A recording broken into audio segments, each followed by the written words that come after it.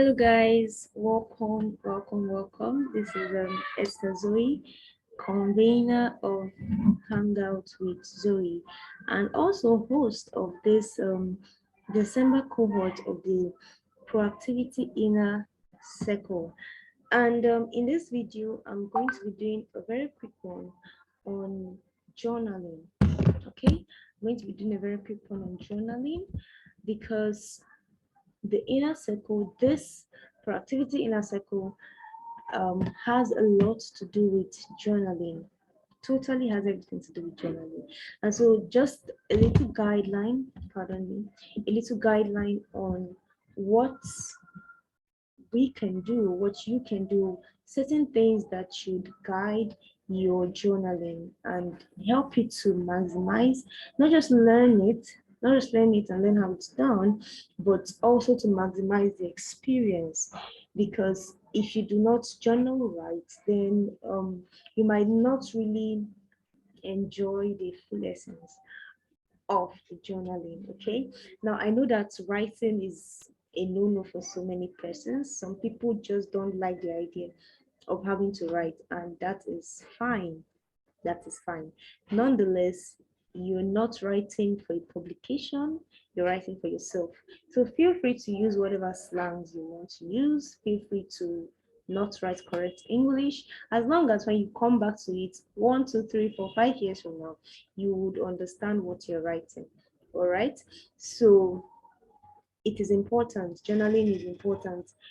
Journaling, I find journaling most important because it helps you to introspect. Okay, while you write down, while you are writing down, you're able to really think, you're able to really go into your mind to find out what's happening with you, so that you are able to, to really dig up those thoughts and feelings and emotions and experiences that you might not even have known was there. This is something I have found really useful for me, especially when I study. When I study the scriptures, I journal. And before I continue, please forgive any noise you are going to be hearing. People singing, hammering, going on outside, doors creaking. Please forgive the noises, and I hope you can really hear me. Okay, so I'm sorry. We're saying something about journaling. I found it very particularly useful for me in the place of study. So when I study my scriptures, I write. I do a lot of journaling when I study. And it helps me to further, explore the insights the Holy Spirit is sharing to me, giving me, teaching me during that time. And also when I journal in my diary, because I also have a diary where I do my personal journaling, I'm able to further appreciate what is going on with me. I'm able to further pee into, deep thoughts, deep feelings hidden that I did not even know that were there as at the time. Okay. So journaling is very important, very important. It's also a form of self-care. It's also a form of mental, self-care. The form of releasing all you have stored inside your mind, all you have going on inside your mind, helps you to evacuate them, and gives you fresh perspective, fresh ideas, fresh insights. In the course of journaling in parts, you might even be able to, and expressing just how you feel about it, what it's doing to you, what you're thinking, and on and on and on and on. You're able to, you might even find one or two things you want to start doing, some action plans. You might find maybe an area of society you want to begin to help. Some ideas may drop that, okay, I just totally feel like I want to reach out to women or men or people who are going through what I'm going through. And even though I may not have something like a solution, but hey, it could be a support system to each other. And this is very, very important. This is something that comes when you journal. So I will go now into, I have a very short list of certain things I want to talk about, more like how to journal right, okay? How to journal right, how to journal well, how to journal effectively. And the very first thing on my list is the need to find a quiet place and time of the day. This is very, very important for you to journal, because when you're journaling, you're digging into your mind, you're digging into your thought system, your belief systems, your patterns, your experiences, events that has taken place, pardon me, events that has taken place over the last few weeks, months, days, years, whenever. Okay, so you really want a quiet place and a quiet time of the day when your mind is calm, when you're at peace, when you've not interacted with the um with the distractions of the day. And even if you have interacted with distractions of the day, and you have to journal later in the night, you want a time and a place where you're quiet, where you can quieten your external environment and your internal environment, quieten your mind, quieten your thoughts, and so that you're able to venture deep into what's going on in your mind. So right, okay. Then another point that would really help you with journaling is to do a mind dump. Now, if you're a writer, or you said goals, mind dump is not a phrase, it's not a clause, a phrase you're not familiar with. But the idea of mind dump simply means just drop it as it is. Don't try to paint, polish, make it look good. Don't try to use idioms you have no idea what they mean. don't try to don't try to bring in punctuations, and you're not writing for any public eye, you're writing for yourself. Okay, and even if you would be writing or you need to deliver it to a public eye, you need to first of all make sure that you have everything that's going on in your head on paper, okay, before you can now fine tune it for the public. So one effective way of doing this mind dump is, or sorry, of journaling, is to do a mind dump. Just drop it as it comes. Okay, so yesterday I went to see my friend Bisola. This is an example, please. Yesterday I went to see my friend Bisola, and I went there with so much excitement. I wanted to show her maybe my new pair of shoes, and it looked so much like hers, only different colors and a little bit different design. But it was such a replica. I felt we could rock it together and go for that party, or that hangout coming up in the next 2 weeks. And I went there only to find out that Bisola totally hated my shoes. Like, this hurts. It hurts so badly. I don't know why, but I just found myself crying. Gosh, I don't know what I did to her.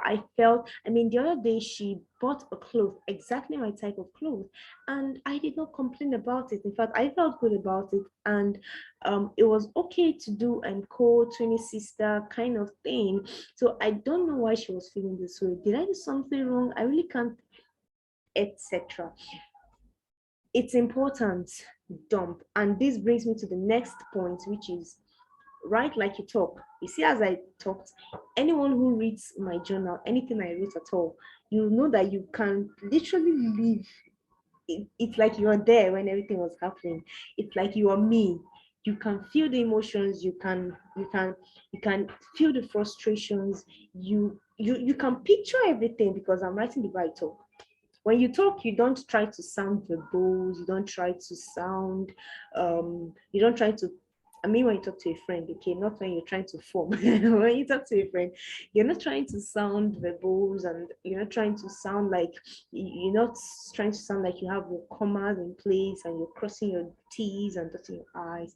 You're not trying to sound like you just picked one or two words from the vocabulary, from the dictionary, and you just want to try it out.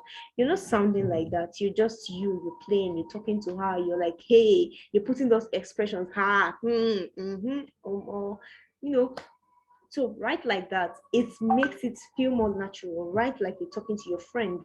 Write like you're talking to yourself.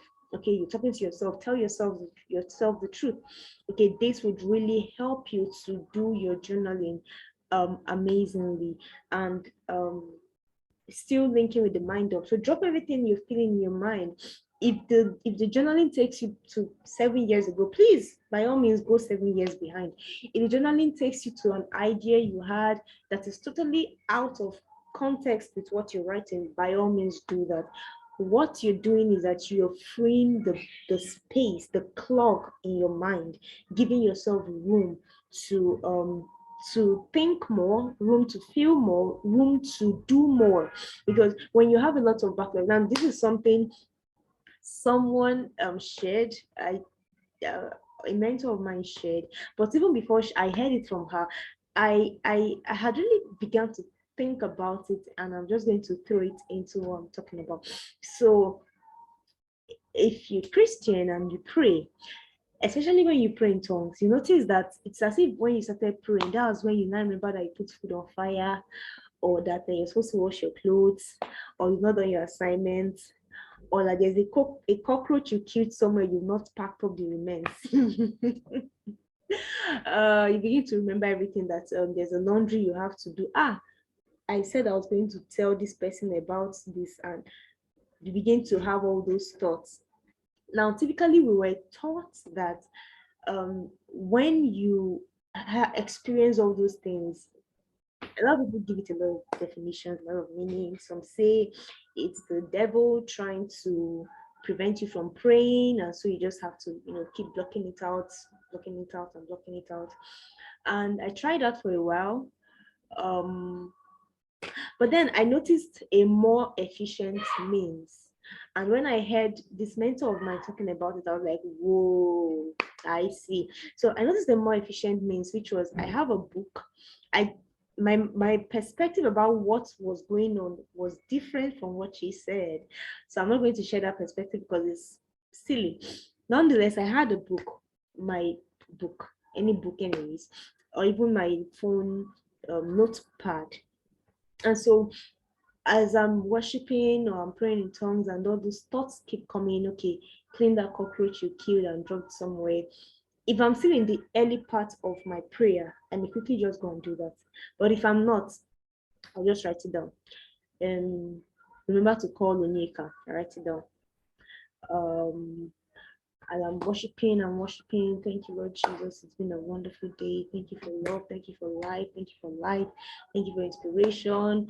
I put food in the fridge. I need to bring it out. I bring my jotter and I write it, bring out food in the fridge. Okay. And I noticed that as I wrote all these things, it was a form of declutter.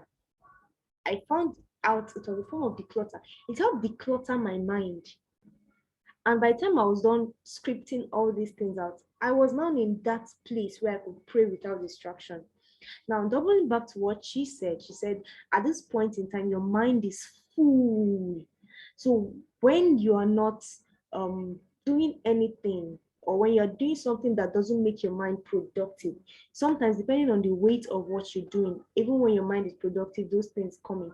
But then when you're doing something that is not making your mind productive, praying in tongues, your mind is not productive. Even the scripture made it clear that when you pray in the spirit, your mind is unfruitful, your mind is not productive because your mind doesn't understand what you're saying. Okay, so you pray your spirit, pray your understanding, but this is not a Bible class or a spiritual class. So let's go back to what we're talking about. So she said that at that point in time, because your mind is unproductive, or because you're in a place of rest, prayer brings you to a place of rest often, your subconscious mind begins to pull out all those ideas, begins to drop, just pull it up, pull it up, pull it up, pull it up. So when you try to push it back, you're fighting a battle that you might see yourself doing for the next 30 minutes. But when you decide instead to script it out, just write a bullet points, call a marker, just write it down. Wash down my blue jean, you write it down. When you do this instead, you find out that you are able to declutter your mind, take off the clog, and a point comes where your mind is more liberal and more free, and you can pray. So that's really what happens with journaling. When you journal, when you write out what has been, when you do the mind dump in the place of journaling, you have more air, you have more space, you can now think better, you can now create more action plans for the things that mean and matter more to you. Okay, so during the course of this training and any other training we will be doing, or whoever you are coming across this video, it's important that you take out time to journal. Successful persons, people, many of them say they journal every day. So make it a routine, journal every day. You dump what has been clogged in your mind, and then you have room to receive more, to do more, to be more, and to achieve even better. Then another point to note is that you should not forget to note your emotions and use the exact words or phrases that will help you relieve that emotion when you visit your journal. Now, I am a writer, so words somehow are easy for me. I do more writing than talking. So if you find this video or my speech coherent and smooth, that means I'm doing better, I'm learning better, because I'm a better writer than I am a speaker. Nonetheless, I noticed that when people write, because at a point I coached people in writing at a point, okay? So I noticed that a lot of persons have issues with expressing themselves in words. Yes, they're like, I don't really know how to put it in words. I know this feeling I'm feeling, but I don't know how to put it in words. It feels like sadness. It also feels like anger. It feels like sadness. I just don't know what it feels like. And let me tell you what it feels like. It feels like, hey, use whatever word you can think of and just drop it there. If it feels like it makes you want to wriggle the neck of a rat, what's it called? Twirl it around like a sling and then shoot it into space. Write it that way. You must not, if you don't know the exact words, if you don't know that it makes you feel, it makes you feel indebted, or it makes you feel, silly. Sometimes people think feelings are just angry, happy, sad, joyful, excited. Sometimes feelings are, something makes you feel silly. Something makes you look silly. Something makes you feel incompetent. Something makes you feel like you're walking on eggshells. These are still ways of expressing feelings. My point is, if you need to note a feeling down, please use any word that or phrase that would really help you to put it out there. Okay, nobody is looking at your journal. If you don't share it, nobody's going to see it. The only thing I would always encourage and advise is that you write it in a way that tomorrow, if you come to your journal, you understand what you were writing yesterday. Okay, there are sometimes I come to something I wrote like some days or even weeks back. I'm like, what was I saying here? No idea.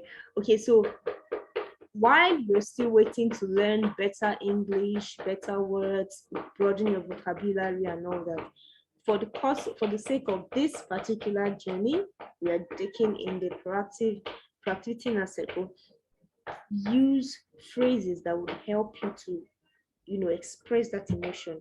If your cousin is treating you like a house help because you came to a place and you don't have a lot of money, see, just write it that way. Just write it that way. You don't need to say I feel infuriated. Just write it the way it makes you really, really feel. Don't pay there. Okay. Then be exact. Be exact. This is one reason I have told people in the proactivity in that circle, don't share your journal with me. Don't share your journal with me. As much as I would love to see what you're writing, at least to make sure that you've written, don't share your journal with me. Because I've noticed that when people know, because it happens to me, if I know that I'm going to be sharing this thing with you, with somebody else, that another eye will see it, I won't say everything. I won't say everything. I'll hide some things. I'll keep some things. I'll keep some struggles. I'll keep some setbacks. Maybe I'm going to share that I've been lazy for the past 3 days. and the person I'm telling this thing is not my mentor, it's probably someone who respects me, I won't say it. I don't know if you get the point. Or so it's important that's why I say don't share it. Don't show me. Except I ask to see it. Except you want to show me. But I'm telling you not to show me because I want you to be as raw with yourself, as raw with the truth with yourself as possible. Okay, so tell yourself the truth. Tell yourself how this is the fifth time you've gone masturbating again in the last week or in the last month after all you said you would know. Come on, be real to yourself. Tell yourself how you feel really silly that you are maybe a fitness coach and you just ate a lot of junk, or you've not exercised for the past 1 week and you're a fitness coach. Tell yourself that truth. Nobody will kill you. It's your journal. So do that.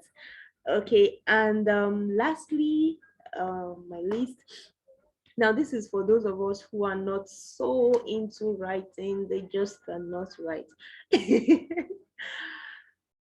We have several softwares and applications that support text, speech to text. Okay, so you can use speech to text, you can just use typical voice recording. Okay, I'm not so crazy about voice recording myself because when I talk, sometimes I'm not able to dig into my mind. I'm not able to really dig into my mind. And that's why sometimes when I talk, I stutter. But then I don't think I've done any stuttering so far. So you see, I'm improving, I'm getting better. But typically when I talk, I stutter because I'm really trying to dig up what my mind is producing. But when I write, my mouth is shut. It's just my hand doing the work. So my mind, I can assess my mind. But when I talk, I'm trying to be coherent. I'm trying to create structured sentences. I'm trying to, and all that. So it's not ideal for me as a person, but for you, you might prefer talking. Maybe you express yourself more when you talk. You can air your mind better when you talk. So use a voice recording for yourself. Use it for those of us in the inner circle. I would suggest that you use a speech to text feature, because I would really rather that you write. I would really rather that you journal through writing. But then it's not a problem. You can use a voice recording. You could use a speech to text feature like Otter, like Google Docs, and any other one you can lay your hands on that is really good. The only problem with text to speech is that you would need to go back to edit because more often than not, the AI would not really understand what you are saying. So you can see it sometimes in YouTube videos when you put the caption on and they're saying something and the computer is writing something else. So after doing that, you need to go back to edit. But it's faster. It's faster if you don't make a lot of mistakes, and if you pronounce words as accurately as possible, especially when English is not your indigenous language. Okay, so this is where we draw the curtains for this audio recording. It has been such a pleasure. I feel so excited to do this. And for those in the inner circle, feel free to drop your questions and comments and whatever it is you want to drop that you feel would help you to be more productive in the circle. All right. So that being said, I will be taking my leave. Once again, I am Mr.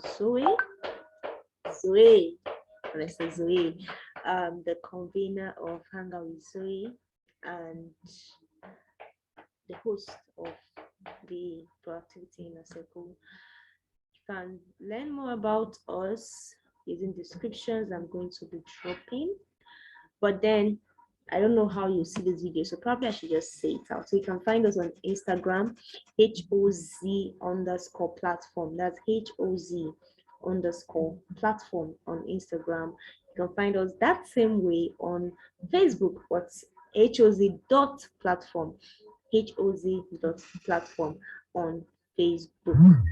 And so far, that's our social media handles. When more come up, you probably know about it. Thank you so much, and have a great, great, great, great day.